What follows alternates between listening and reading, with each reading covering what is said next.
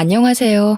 많은 구독자분께 제 사연을 들려드리고 싶었지만 시작이 어려워서 늘 미루다 드디어 들려드리게 되었습니다. 저는 결혼하고 겪은 제 시모와 남편에 관한 얘기를 해보려고 해요. 30대 초반에 지인의 소개로 만나게 된 남편은 처음부터 조금 부담스러웠습니다. 제가 너무 좋다면서 흔히 말하는 하늘의 별이라도 따줄 기세였죠. 사실 전혀 제 스타일이 아니라서 난감했습니다. 외적인 모습도 성격도 어느 것 하나 제 스타일이 아니었지만 그저 진실한 마음 하나만 보고 남편과 연애를 하게 되었죠. 연애를 본격적으로 시작하고서 남편은 세상을 다 얻은 것 같다는 표현을 제게 자주 했어요. 저희가 만난 나이대가 결혼을 생각할 시기라서 그런지 남편과 결혼을 더 생각하게 되었습니다. 남편은 언제나 제가 원하는 걸 해주려고 노력했어요.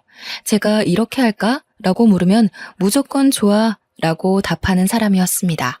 어떻게 보면 매력이 없고 조금 심심한 연애이기도 했지만 결혼 상대로는 딱이었죠.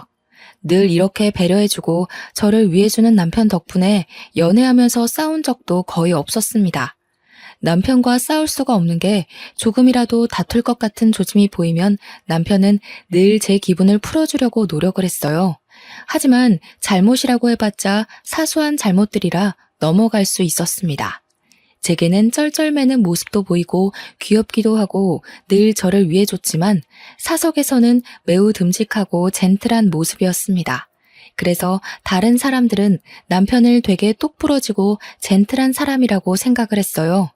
이런 남편에게 흠이 하나 있었는데 그건 바로 한 번 갔다 왔다는 거였죠. 뭐가 급한지 벌써 갔다 와버려서 그게 조금 걸리긴 했습니다. 저야 뭐 알고 시작한 만남이니 상관이 없었어요. 그러나 저희 부모님의 입장은 다를 수 있어서 만나면서도 마음이 조금 불편하긴 했습니다. 다행인 건지 애는 없었으니 크게 문제라고 생각하지 않았어요. 솔직히 요즘 이혼이 흠도 아니고 주변에 돌싱이 많아서 그런지 더 대수롭지 않게 여겼습니다. 이혼을 한 게 흠이 아니라 왜 이혼을 했는지 사유가 중요하다고 생각을 해요.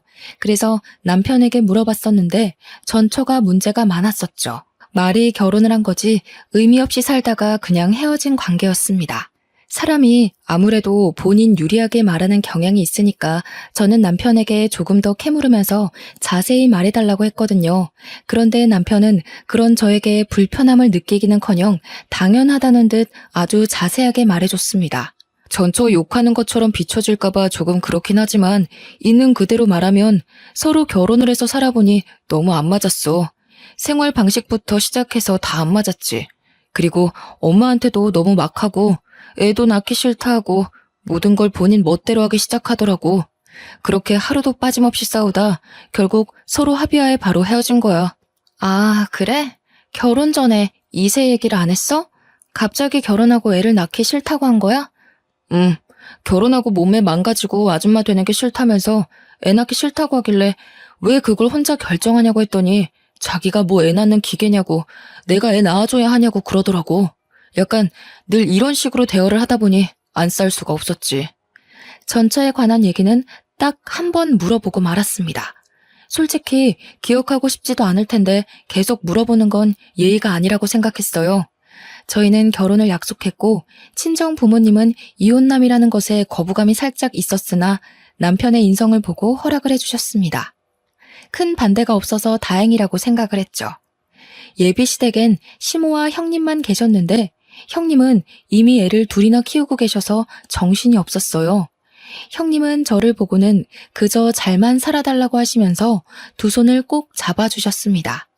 시댁 분위기도 마치 남편처럼 참 좋고 따뜻하다고 느꼈어요.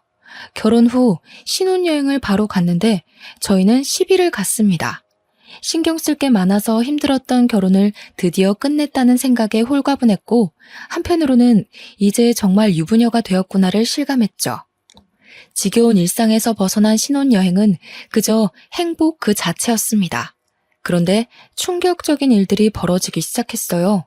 남편이 자꾸 핸드폰을 붙들고 누군가랑 통화하면서 시간을 오래 보내는 겁니다.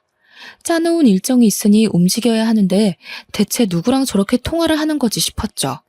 회사 전화일 수도 있으니 우선은 기다리다 30분이 넘도록 전화를 하길래 대체 누구냐고 물었어요. 여보, 대체 누구랑 그렇게 통화를 해? 우리 나가야 한다니까. 조금만 있다가 나가자. 엄마 지금 심심하대. 뭐라고? 어머님이랑 통화하는 거야, 지금? 응, 왜? 엄마, 예지랑 통화할래? 그래, 바꿔줄게. 받아봐, 바꿔달래, 엄마가. 아, 네, 어머님. 그래, 나다. 신혼여행은 재밌니? 어때? 날씨는 좋고? 밥은 먹었어? 네? 아, 네네. 날씨도 좋고 밥도 잘 먹었어요. 어머님은 식사하셨어요? 아니, 안 먹었다. 아들 장가 보내고 나니까 허전해서 그런가 입맛도 없고 기분도 내내 울적하네.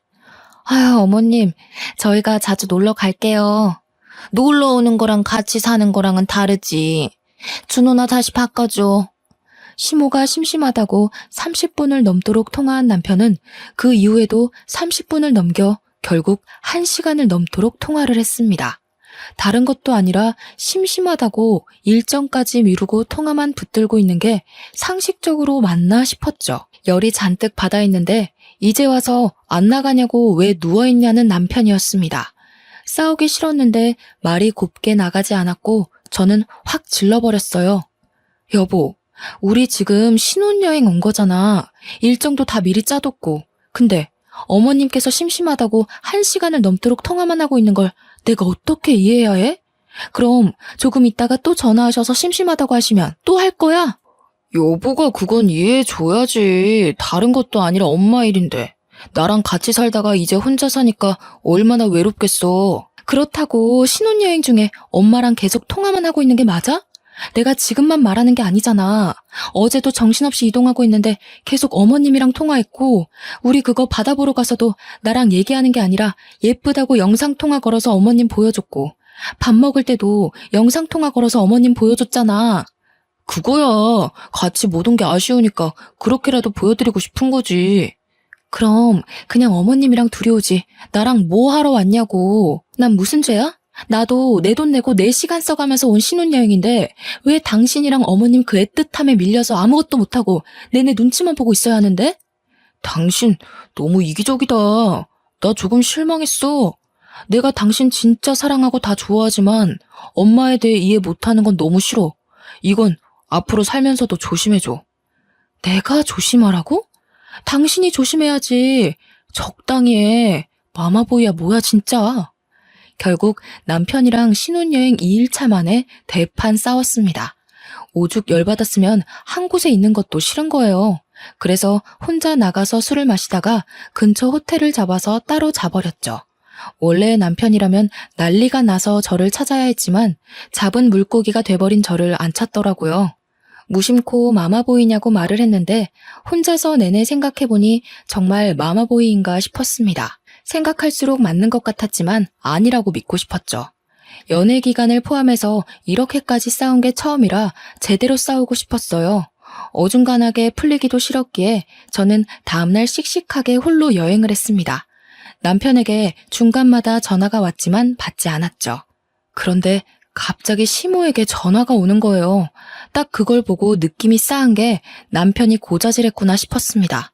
시모 전화까지 안 받을 수는 없으니까 조심히 시모 전화를 받았어요. 받자마자 고함을 치는 시모 목소리에 깜짝 놀랐습니다. 너 지금 뭐 하는 거니? 애미랑 아들이 전화하는 걸 질투해서 지금 성질을 부리니? 그럴 거면 돌아오지 거기서 뭐 하는 거야? 당장 돌아와. 어머님, 질투라니요. 그런 적 없어요. 그리고 이건 저희 부부 일이니 저희가 알아서 할게요. 부부 일이고 나발이고 내 아들이 힘들어하는 건 나 못 본다. 군소리 말고 당장 돌아와. 어머님이 제 입장에서 생각을 해보세요. 이게 어떻게 질투겠어요? 한두 번도 아니고 여행하는 내내 어머님이랑 영상통화하고 대화하고 그러고 있는데 굳이 같이 여행 온 의미가 없잖아요. 너 지금 시애미한테 말 대답하는 거니? 너희 엄마가 그렇게 가르쳤니?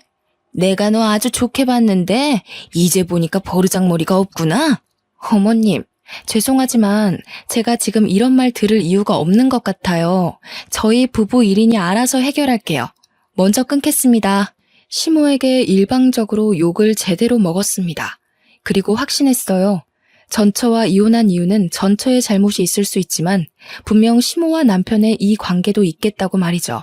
너무 화가 난 저는 남편이 있는 곳으로 갔고 가보니 혼자 TV를 보며 깔깔거리며 웃고 있었습니다. 마음 같아서는 뒤통수를 한 대 확 쳐주고 싶었지만 참고 말했어요. 당신 마마보이야? 하나부터 열까지 어머님한테 다 말하는 거야? 뭐 하자는 거니 지금? 나 지금 어머님한테 욕먹었어. 마마보이라니. 아들이 엄마랑 사이가 좋은 게 마마보이라고 손가락질 받을 일이야? 그리고 당신 어딨냐고 물어보길래 싸워서 안 들어왔다고 한 건데 그게 왜? 적당히 둘러대면 되잖아. 그걸 다 말하냐고. 생각이 없어? 또 싸우러 온 거야? 당신 무슨 쌈딱이야? 툭하면 싸우려고 하는데 어디 무서워서 무슨 말이나 하겠냐? 경고하는데 우리 일은 우리가 알아서 해결해. 어머님한테 다 말하지 말고. 알겠어? 그리고 마마보이 정말 질색이니까 그만 좀 해. 경고? 당신 진짜 왜 이래? 내가 알던 한예지 맞니? 왜 이렇게 드세진 거야? 남편은 오히려 제가 쌈딱처럼 변했고 드세졌다면서 억울하다고 했어요. 본인은 잘못한 것도 없고 변한 것도 없다면서 말이죠. 참 답답하더라고요.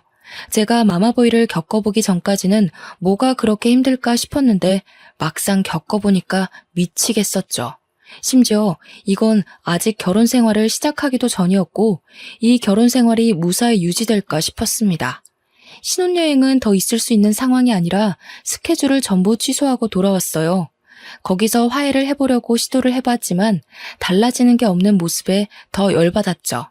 차라리 집에 있으면 어디라도 나갈 수 있고 친구라도 볼 수 있으니 괜찮겠더라고요. 그렇게 신혼여행은 눈물로 범벅되어 끝이 났고 일상으로 돌아왔습니다. 맞벌이를 하던 저희 부부는 회사에 있는 시간에는 다투지 않았어요. 그러나 퇴근 후 집에만 오면 미칠 것 같았습니다. 하루는 남편이 평소보다 1시간 늦게 온다길래 제가 장을 보고 들어가서 저녁 준비를 하고 있겠다고 했어요. 장을 보던 중 문득 남편이 변비 때문에 요즘 고생하던 게 생각나서 전화를 걸어서 물어봤죠. 여보, 나 마트 왔는데 유산균 음료 같은 거 사다 줄까? 오, 좋지. 역시 나 챙겨주는 건 우리 와이프랑 엄마뿐이야.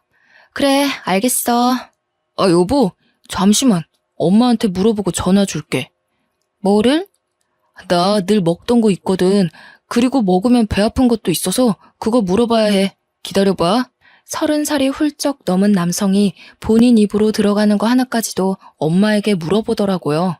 유산균 음료를 사려고 들었다가 순간 또 분노해서 그냥 안 샀습니다.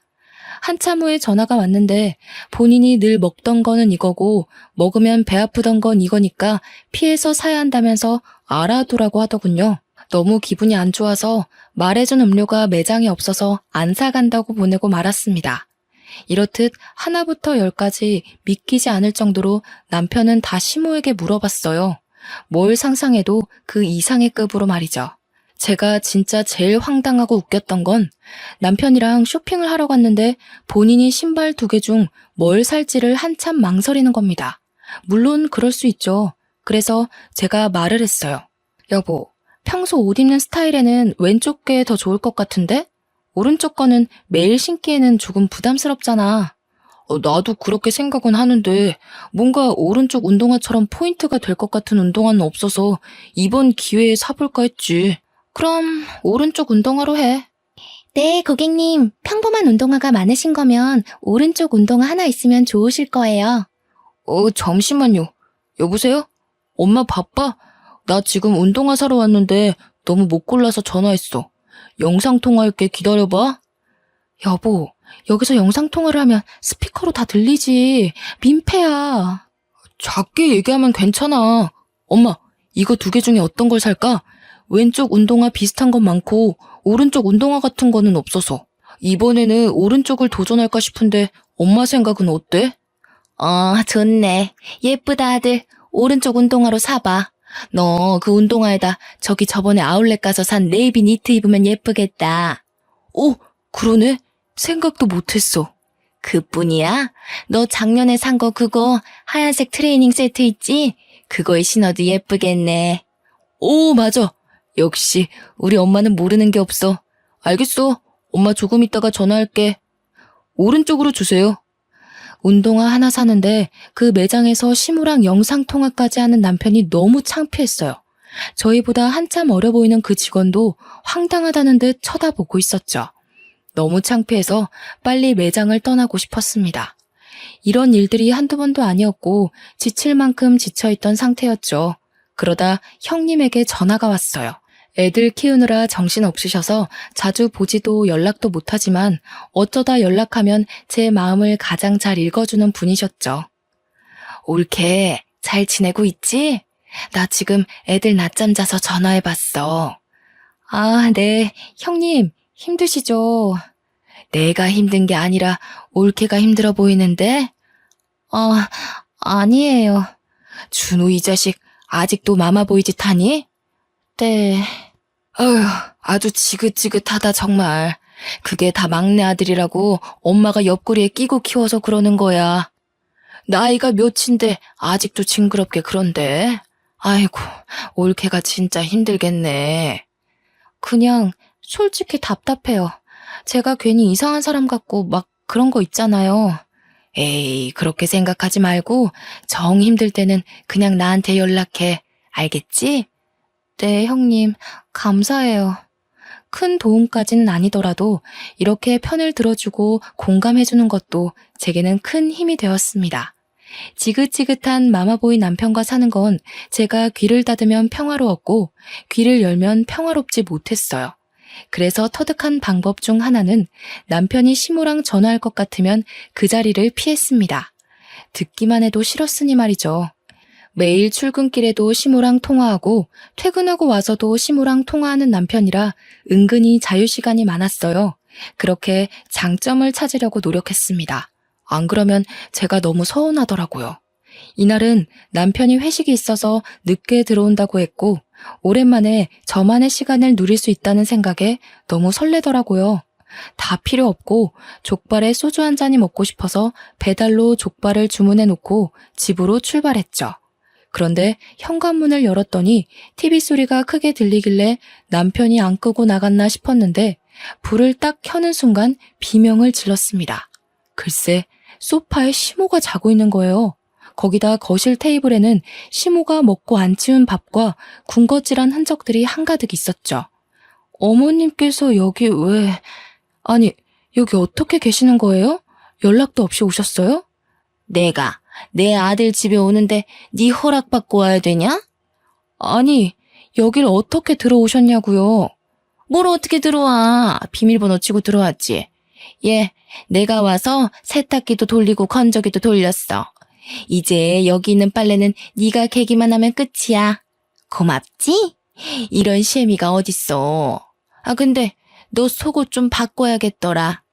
젊은 애가 속옷이 왜 이렇게 심심하니? 너 그렇게 심심한 속옷만 입으면 남자들 금방 실증나서 바람핀다. 어머님, 그런 걸 왜 하세요? 제 속옷은 또 왜 보세요? 내가 보려고 봤니? 빨래하다 보니 보인 거지.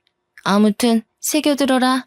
속옷 그렇게 심심한 것만 입으면 남편 바람난다. 시모는 놀라지도 않고 뻔뻔하게 저렇게 말했는데 너무 화가 났어요.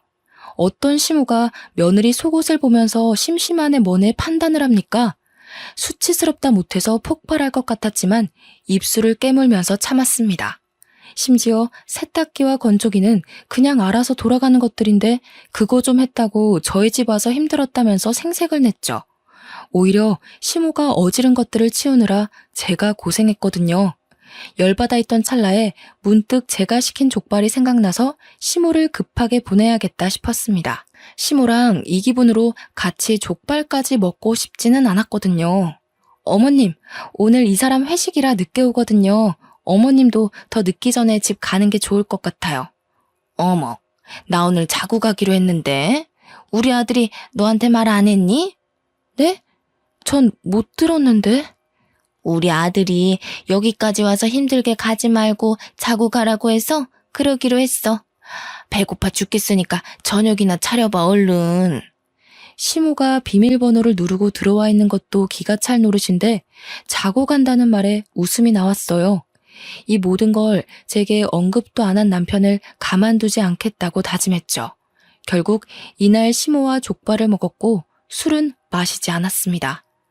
대충 먹고 치워버렸고 저는 먼저 잠자리에 들겠다며 안방으로 들어가서 문을 닫아버렸죠. 살면서 이렇게 과하게 스트레스를 받았던 적이 있나 싶을 정도로 힘들었어요. 심지어는 스트레스가 과해서 두통이 생겼습니다. 안 그래도 잔뜩 열이 받아 있었는데 과음한 남편은 노래를 부르면서 온 집안에 불을 다 켜고 저랑 시모를 부르며 난리를 쳤죠. 그 장단에 맞춰 같이 노래를 부르는 시모를 말리고 또 말렸지만 이들은 멈추질 않았습니다. 그 새벽에 그렇게 시끄럽게 노래를 부르면 당연히 아래층에서 올라오겠죠.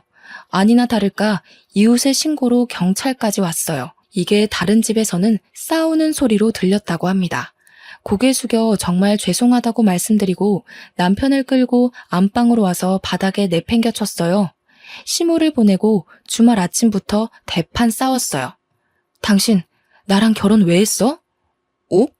그걸 갑자기 왜 물어봐? 진심으로 궁금해서 물어보는 거야. 내가 당신 엄청 사랑하잖아. 그러니까 결혼했지.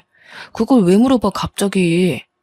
넌 사랑하는 사람을 이렇게 고통스럽게 해? 어머님께서 오시면 오신다고 나한테 말을 했어야지. 여기가 당신 혼자 사는 집이야?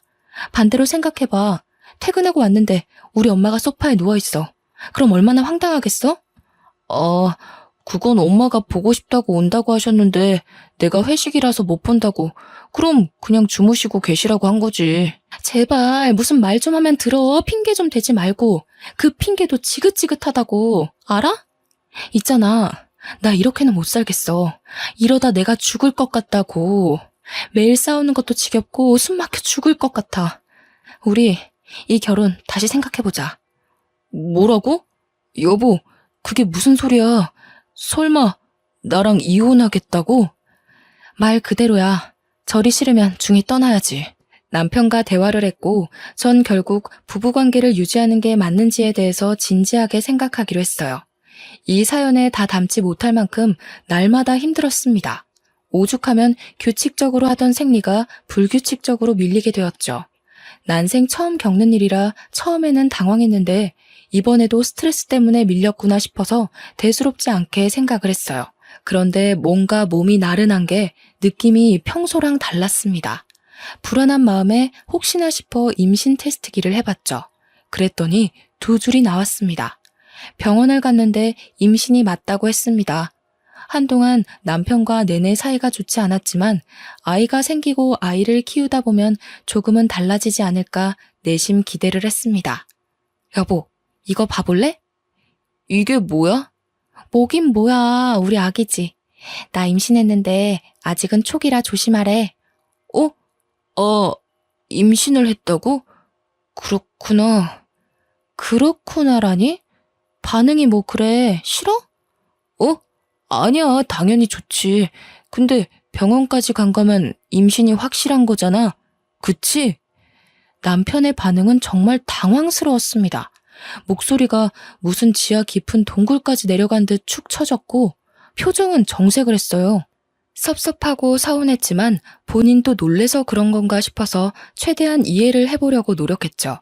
그런데 그 다음날 일하는 도중에 남편에게 전화가 왔고 퇴근하고 시댁으로 바로 가야 한다고 말했습니다.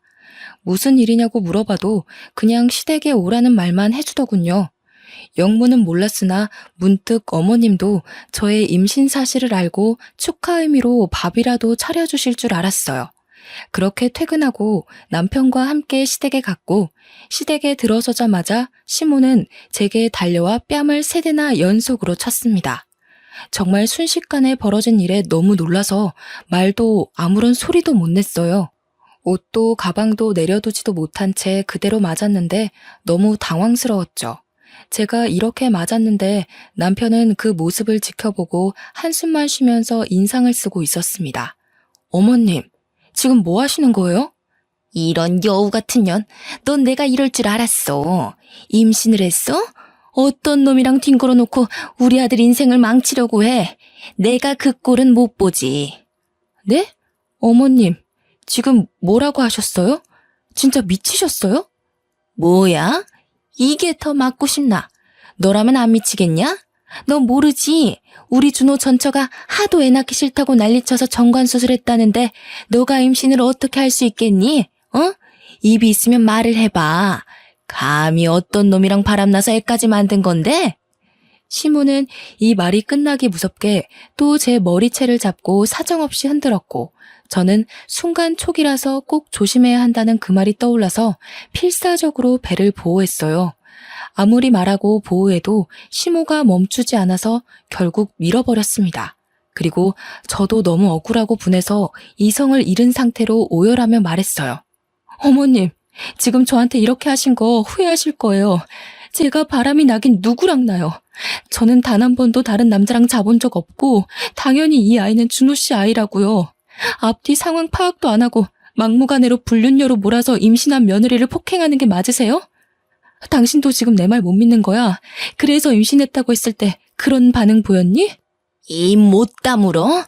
준호야, 상대하지 마. 저런 불려시 같은 것들은 상대해주면 안 돼. 저 아니라고요.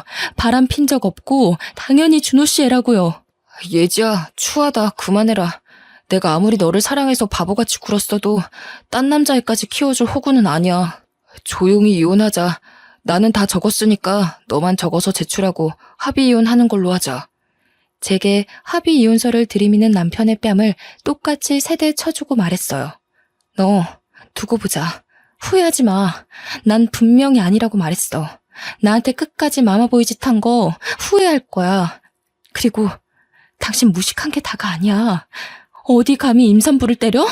미친 것들. 전 그렇게 말하고 바들바들 떨리는 몸으로 시댁에서 나왔습니다. 억울함과 분노에 한참 시간이 지나도 떨리는 몸은 진정되지 않았어요. 눈물로 밤을 지새웠고 날이 밝자마자 전 산부인과를 가서 물어봤습니다. 남편이 5년 전쯤에 정관수술했는데 임신이 가능할 수 있냐고 말이죠. 저 선생님, 저희 남편이 5년 전쯤에 정관수술을 했는데 자연 임신이 가능한가요? 혹시 이런 사례도 있나요? 네, 그럼요. 물론 희박하지만 충분히 가능해요.